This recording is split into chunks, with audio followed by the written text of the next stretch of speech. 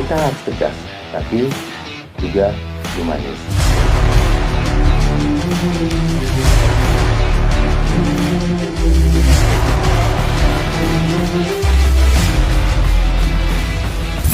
Disinilah komando pernah.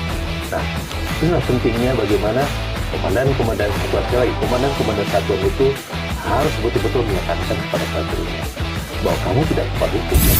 TNI tidak akan pernah membiarkan sekecil apapun pelanggaran yang dikerjakan oleh para prajurit. Dan yang dibawa oleh prajurit itu, baik dia pakaian sipil maupun pakaian militer, ada identitas satuan. Dan ini harus dijaga marwahnya.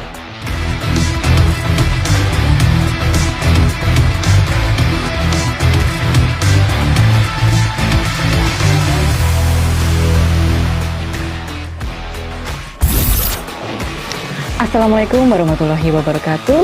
Hai sahabat TNI, apa kabar? Semoga dalam keadaan sehat dan bahagia dimanapun berada. Saya, Hestu Kesuma, kembali hadir dengan podcast TNI Patriot.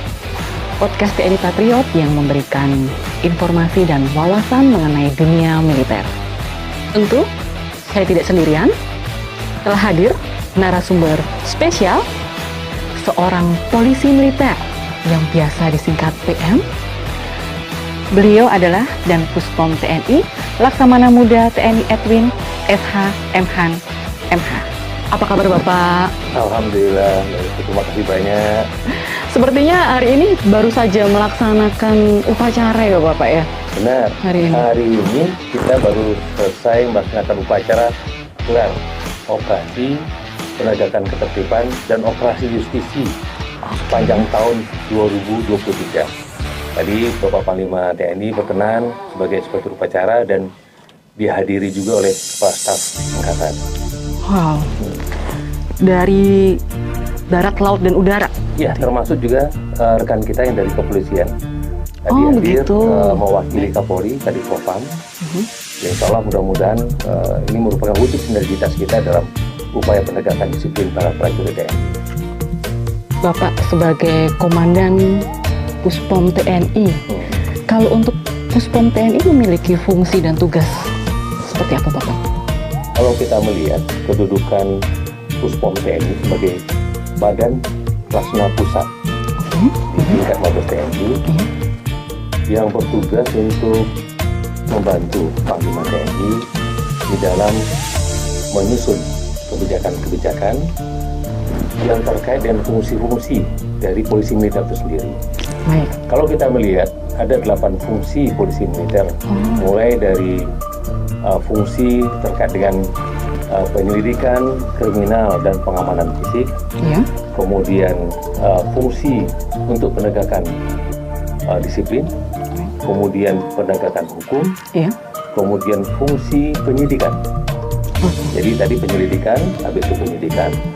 Kemudian fungsi dalam pengurusan tahanan militer. Jadi prajurit-prajurit yang tuna tertib nanti kita laksanakan penahanan. Yang melakukan pelanggaran. Termasuk juga di medan pertempuran. Nah, kita juga ada fungsi untuk terkait dengan pengurusan tahanan perang. Kalau kita melihat perang antara Rusia sama Ukraine, betapa pentingnya peran polisi militer di sini untuk membergeningkan tahanan perang dalam upaya diplomasi penyelesaian permasalahan pertikaian antara kedua negara. Jadi ada di sini fungsinya dari polisi militer. Kemudian termasuk juga dalam pengawalan protokol kenegaraan. Seperti pengawalan presiden itu. Berarti yang foreder di jalan. Demikian. Kemudian pengendalian lalu lintas dan termasuk pembuatan SIM TNI. Ada 8 fungsi ini yang kita kerjakan. Nah, dalam proses penjabaran ini Komandan Puspom TNI dibantu oleh 6 direktorat dan 4 kasat. Mulai dari Dirbin kemudian Dirbin Pampik, kemudian Direktur Penyidikan, Direktur Pengurusan Tahanan Militer, kemudian beliau itu Walprot Lalim, pengawalan protokol dan lalu lintas. 6, kemudian ada 4 kasat, yaitu kasat Litim Pantik, kemudian kasat Gakum, kemudian pengawalan kata tertib, kemudian kasat tindak pidana militer umum, kemudian tidak pidana khusus.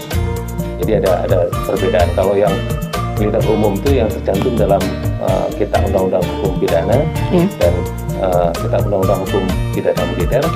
Kemudian khusus ini yang seperti narkotika kan ada undang-undang sendiri. Kemudian masalah korupsi, money laundering ada undang-undangnya sendiri. Jadi itu yang khusus. Di situ.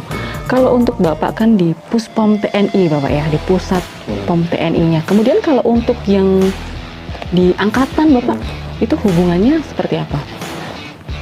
Pada prinsipnya Puspom TNI di sini sebagai supervisi teknis karena fungsi polisi militer yang ada di angkatan. Nah, memang wilayah, misalnya wilayah hukumnya kita itu masuk pada tataran di angkatan juga, tetapi lebih banyak kita fokuskan mensupervisi.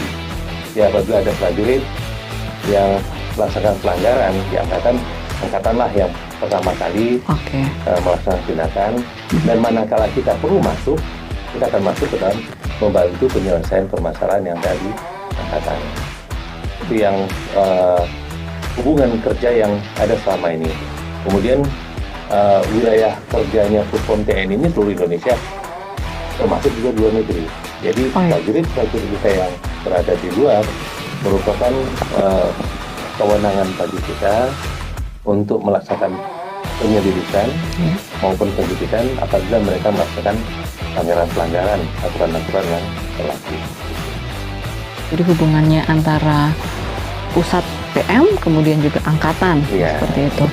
Bapak sebagai Dan Puspom nih harus melihat ada tayangan video Bapak mengenai opini masyarakat melihat para TNI kita Bapak yang sedang berkendara, kemudian Bapak harus lihat ini. Baik, terima kasih.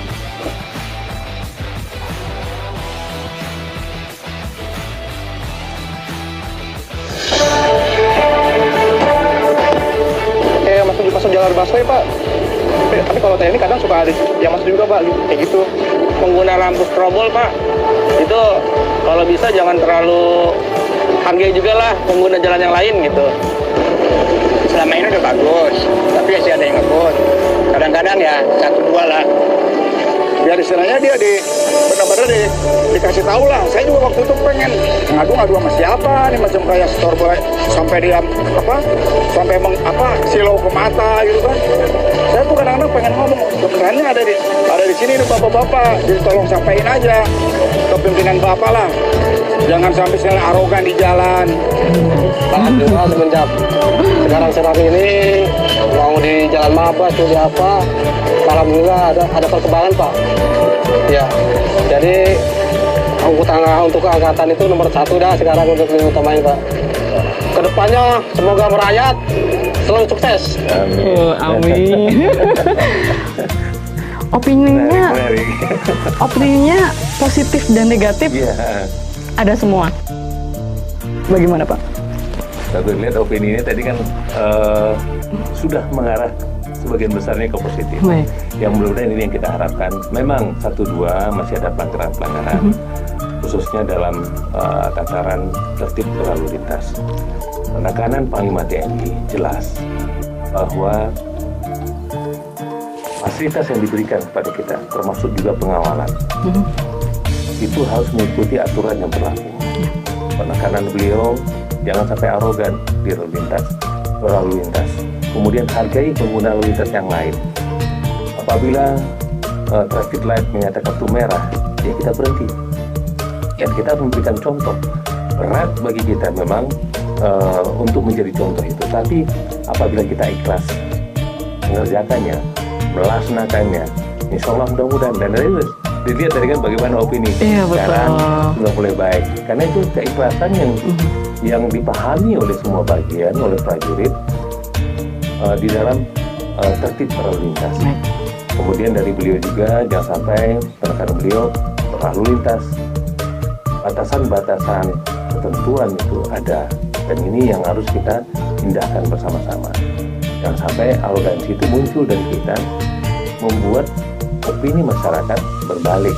Nah gitu, opininya, terima kasih banyak itu opininya sudah menuju kebaikan semuanya.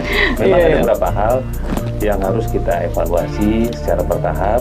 Kita lihatkan bagaimana cara kita untuk menyampaikan kepada prajurit, kepada prajurit yang menggunakan lalu lintas ini, karena tidak hanya kita, ada masyarakat lain di sana, ada pengguna-pengguna lain yang harus kita hormati. Mereka juga buru-buru, dan mereka juga dalam kepentingan-kepentingan. Tapi kalau kita memahami itu, mudah-mudahan. Kemudian ada beberapa kasus juga kemarin, kita tidak lanjuti. Contoh dalam titik lalu lintas, bagaimana prioritas seperti ambulan, kemudian pemadam kebakaran, hal-hal yang bersifat emergensi Bapak ya, harus menjadi utama yang kita sampaikan kepada prajurit, dan kita harus mengalah. Kalau perlu kita bantu berikan untuk buka jalannya. Itu yang jadi poin kita. Jadi Panglima menegaskan kita harus tegas, tapi juga humanis. Ini dalam. Nah, harus kita pahami bersama-sama. Ke depan para prajurit bisa melaksanakan seluruh aturan itu, rambu-rambu itu dengan baik.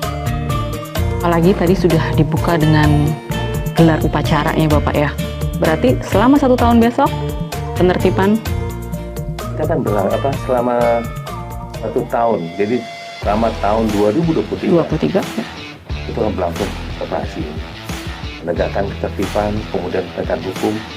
Saya berharap angka pelanggaran ini bisa turun. Alhamdulillah, kalau kita evaluasi dari tahun 2021 sampai tahun 2022 ada tren penurunan. Jadi yang kita sikapi bersama adalah adanya pemahaman dari para prajurit untuk taat dan aturan. Kesadaran tersebut dalam berkendara, apalagi di sini di seluruh lini. Di seluruh lini. Baik. Sampai ada tren peningkatan dari pelanggaran-pelanggaran yang dikerjakan oleh para prajurit. Oke, baik. Bapak, tentunya di tahun 2022, kemudian sekarang tahun 2023, tentunya ada data-data Bapak ya, mengenai proses hukum anggota TNI nih yang sedang bermasalah, ini seperti itu. Mohon jelaskan Pak. Kalau kita melihat tren dari data-data ini, itu menyimpulkan bahwa yang pertama adalah bahwa prajurit TNI itu berada dalam koridor-koridor yang mengikat dia dengan aturan-aturan. Apabila dia melanggar, sama sanksinya. Maka kita tambah lagi dengan selain dari hukum sipil umum yang kita undang-undang hukum pidana, kita juga ada kitab undang-undang hukum pidana militer. Kemudian juga ada tataran dari undang-undang yang menyangkut permasalahan hukum yang bersifat khusus. Nah, ini mengikat semuanya kita. Nah, upaya-upaya yang kita kerjakan ini bukan hanya penindakan, tapi kita juga laksanakan pencegahan di awal. Nah, solusi-solusi inilah kita berikan, kita tayangkan kepada komandan-komandan satuan, karena polisi militer tidak bisa bekerja sendiri. Pelibatan dari komandan-komandan satuan di sini untuk terus-menerus tidak bosan-bosannya untuk menekankan kepada para prajurit untuk tidak melaksanakan pelanggaran. Hukum adalah panglima. Jadi yang menarik di kita yang kita sampaikan kepada seluruh prajurit bahwa hukum itu adalah panglima. Sehingga koridornya jelas. Walaupun kita tidak bisa memberikan jaminan nol dalam pelanggaran, tetapi angka ini ada tren penurunan. Kalau kita lihat di tahun 2021 dan 2022, dari berapa pengkelompokan pelanggaran yang dilaksanakan oleh para prajurit itu turun sekitar 35% dari tahun 2021 sampai 2022. Kita berharap nanti di 2023 ini tren juga turun. Ini yang kita harapkan. Contoh permasalahan, ada beberapa yang saya lihat dari buat catatannya. Contoh permasalahan disersi turun 21,64%.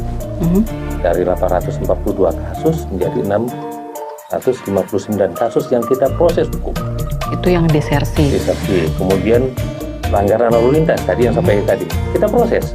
Jadi ada yang melanggar, kalau di Jakarta masuk jalur busway, laka-lalin kan gitu. Itu kita sampaikan kepada satuannya harus diproses. Jadi proses hukum. Nah trennya juga turun sekitar 49% dari 738 menjadi 374. Jadi gencarnya kita melaksanakan operasi-operasi ini itu akan menekan para prajurit untuk melaksanakan pelanggaran. Begitu juga di pelanggaran asusila. Jadi terjadi penurunan sekitar 12% dan 13% lah, 2,9 dari 124 kasus menjadi 108 kasus. Kemudian narkotika turun 34% dari 103 kasus menjadi 68 kasus. Nah tren inilah yang kita jaga.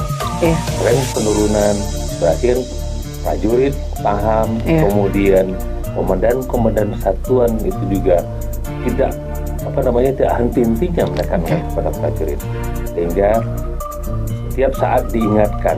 Nah, kalau setiap saat diingatkan berarti prajurit akan terngiang-ngiang bahwa ini larangan. Dan kita jangan sampai mengexcuse pelanggaran itu, karena kalau kita mengexcuse pelanggaran itu akan terjadi pengulangan. Dan ada hal yang menarik kita lakukan adalah upacara pemberhentian dengan tidak hormat itu adalah satu langkah pencegahan pada calon pelaku. Sebagai peringatan bahwa kalau kamu melakukan ini risikonya, dan kita tunjukkan. Jadi dampak hukuman itu kita berikan bukan saja kepada pelaku, tapi lebih besarnya kepada calon pelaku. Nah inilah yang harus kita tekankan kepada komandan satuan, kepala bagian. Apabila ada prajuritnya yang harus diberhentikan dan tidak hormat, laksanakan upacaranya. Dan itu disosialisasikan di media massa. TNI identik pasti dengan kedisiplinan, tetapi ada opini masyarakat TNI menjadi serasa kebal hukum, seperti itu, Bapak. Kalau kita lihat dari data tadi kan bahwa dia tidak kebal hukum. Sama, bahkan dia diikat oleh banyak aturan-aturan. Aturan-aturan yang diberikan kepada TNI ini karena dia semakin baik ke depannya. Betul. Karena aturan itu dibuat untuk membuat lebih baik kehidupan prajurit. Nah inilah yang perlu kita sosialisasikan, karena dia berasal dari berbagai macam sumber prajurit ini. Tapi keseragaman cara tindak kita, cara berpikir kita, cara bersikap kita, itu akan mewarnai output kinerja kita sama-sama. Inilah komando berlaku. Nah, inilah pentingnya bagaimana komandan satuan, sekali lagi, komandan satuan itu harus betul-betul menekankan kepada prajuritnya bahwa kamu tidak kebal hukum. Kalaupun ada para prajurit yang melakukan, itulah oknum-oknum, segelintir oknum-oknum yang belum sadar akan jati dirinya sebagai seorang prajurit. Kamu di bawah naungan aturan-aturan yang membuat kamu lebih baik. Kamu harus berbuat sesuai dengan aturan-aturan ini. Mau hukum yang disampaikan tadi, masalah UHAP, RUAPM atau undang-undang, naungan inilah yang membuat dengan aturan-aturan ini untuk dia lebih baik. Itu juga standar operating prosedur yang harus dikerjakan di lapangan. Kita juga akan cek sehingga prajurit itu bekerja dalam koridor yang lebih baik ke depannya. Bagaimana komandan untuk komunitas? Iya, ada semuanya. Jadi gayung itu bersambut. Tidak bisa hanya polisi militer mengerjakan. Jadi kalau polisi militer hadir itu banyaknya dalam konteks terjadi sesuatu. Kita tidak menginginkan itu.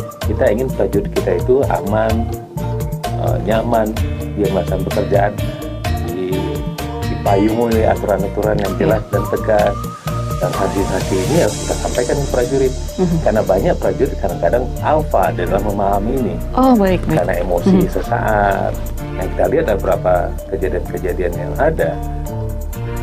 Emosi sesaat ini yang membuat dia akhirnya jadi viral di media sosial. Di media, Iya kan? betul. Beberapa kasus belakang kita lihat arogansi.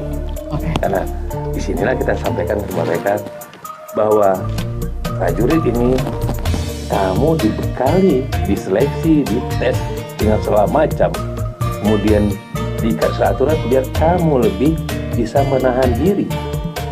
Harus bisa menjadi contoh, Betul. kan? Nah, kita kan udah jelas tuh, menjadi contoh dalam kehidupan bermasyarakat. Itu udah jadi bagian dari kehidupan kita. Ya, sampai kita menjadi contoh yang tidak baik. Apalagi berseragam, Tidak sama dengan- tidak jelas kan gitu. Dan yang dibawa oleh prajurit ini, baik dia pakaian sipil mau pakaian militer, ada identitas. satuan. Dan ini harus jaga marwahnya. Semua harus menjaga marwah ini. Marwahnya harus dijaga dengan kedisiplinan yang tinggi oleh seluruh prajurit, seluruh lapisan. Tidak hanya pada level bawah, dari atas sampai ke bawah. Seluruh strata dari komandan sampai dengan paling bawah prajurit. Dengan pangkat rendah. Oke. Bisa dikatakan sebagai public figure seperti itu jadinya Benar. Bapak ya ketika di masyarakat. Karena kalau kita lihat betapa mudahnya orang membangun opini positif maupun opini negatif yang terkait dengan kita, karena identitas kita jelas, gampang banget. Sudah langsung terlihat. Langsung di TNI kan itu. Kadang-kadang opini terbentuk pada yang negatif, rambut cepak, badan tegap, Udah langsung. badan tegap, ya kan? Tapi itu opini mengarah bahwa yang badannya tegap, rambutnya cepak adalah TNI. Nah, disinilah bagaimana kita harus menunjukkan identitas itu, dan penting bagi kita untuk sama-sama mengawal itu, baik di dalam satuan sendiri, termasuk juga keterlibatan masyarakat dalam mengawal disiplin prajurit. Apalagi dengan media yang ada saat ini membuat langkah untuk menertibkan prajurit ini bisa lebih mudah. Kadang-kadang tidak semua terpantau di dalam kehidupan keseharian, tapi media yang membantu. Mudah-mudahan ke depan saya berharap yang ditunjukkan adalah hal-hal positif yang dikerjakan oleh prajurit di lapangan. Sudah sangat banyak yang positif. Terbangun kesadaran dari Iya. diri masing-masing. Tapi kadang-kadang peribahasa itu memang berlaku. Tiba gila setitik kan itu. Oh iya, Rusak betul. susu sebelanga. Padahal yang melakukan itu oknum. Baik. Tapi yang kena itu adalah nama TNI. Secara manusiawi padahal Ya. sebenarnya. Tapi disinilah lagi, saya nggak pernah bosan-bosan menyampaikan. Disinilah penting kita sampaikan. Jangan menjadi nilai itu. Ya. Satuan arwahnya, satuan itu berat untuk mengangkatnya. Bukan hal yang mudah untuk kejadiannya. Nah, sampai gara-gara nilai ini ceritanya berbeda-beda, ya kan? Betul. Rusak semuanya. Tingkat kepercayaan masyarakat terhadap kinerja TNI penting kita. Ini yang kita jaga dahulu dalam kehidupan keseharian, baik bermasyarakat maupun kehidupan dalam organisasi. Bapak, ada satu hal lagi yang ingin saya tanyakan.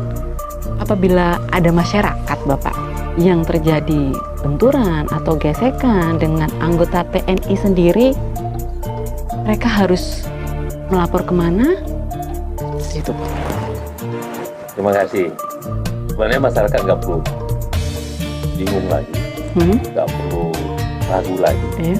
Sebenarnya polisi militer ini kan hadir di seluruh jajaran, daerah-daerah, mulai dari detasemen polisi militer, baik itu darat, laut, maupun udara.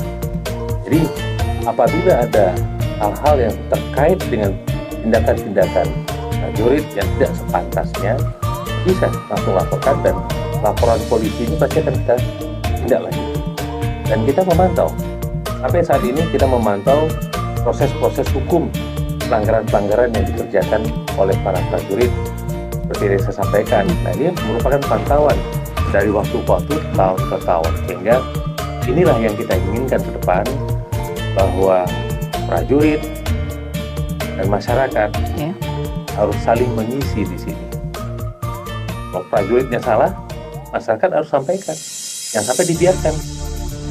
Nah, pelaporannya jelas, ada polisi militer di daerah-daerah, tidak harus sampai ke pusat, tidak harus ke dan Puspom TNI, tidak, ada pos-pos kita yang berada di satuan, termasuk juga melaporkan kepada atasannya. Atasannya akan mengambilkan langkah-langkah, dan kita tidak membiarkan itu. TNI tidak akan pernah membiarkan kecil apapun pelanggaran yang dikerjakan oleh para prajuritnya. PM terendah ada di daerah? Ada, Oke. ada di daerah.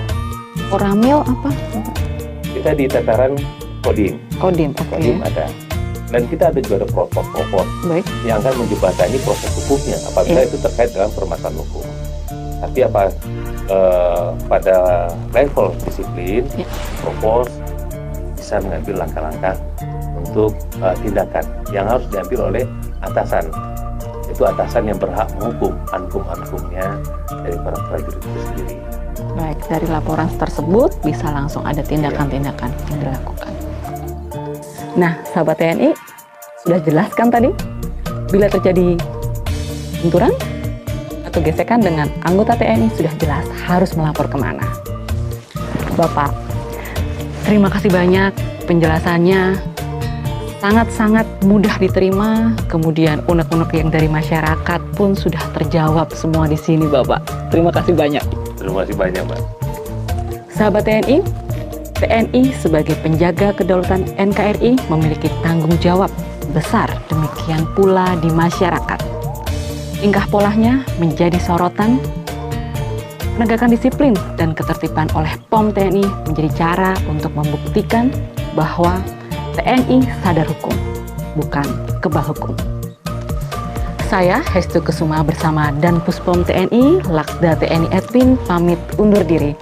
Wassalamualaikum warahmatullahi wabarakatuh. TNI Patriot NKRI. NKRI harga mati.